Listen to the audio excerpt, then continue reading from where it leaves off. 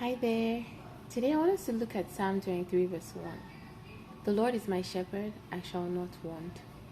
For many years, I used to read that passage and look at it as something that was entirely in God's hands. Lord, you're my shepherd.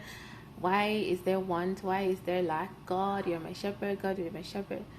And then I heard something recently that really flipped that whole thinking on its head, where it was like, if you're experiencing lack, have you checked in that area, in that regard, in that respect in your life? Is God really your shepherd? And what does that mean? Are you truly a sheep that is following God's leading?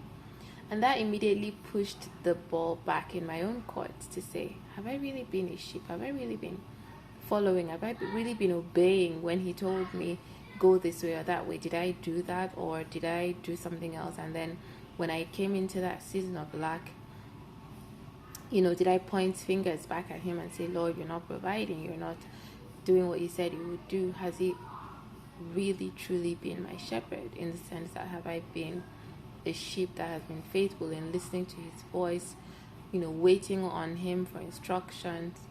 So why am I sharing this with us today on the Beacon? As children of God, as young people, it's important that we learn early the blessing of learning to wait on God, hearing His voice, and doing what He's saying per time, because then we can know that whatever happens, I am doing what God said I should do. If I come into a season of dryness or lack or whatever, then I know that it's all part of the plan, because in the first place, I'm where He asked me to be. It's like the story of Joseph.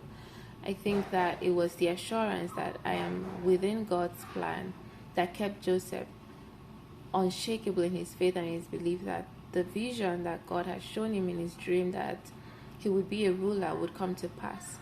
He knew that. We saw in the situation where Potiphar's wife wanted him to sin, he said, no, I will not do this and sin against God. So we could see a person who was devoted to following God, honoring God, obeying God, and we could see how his life played out.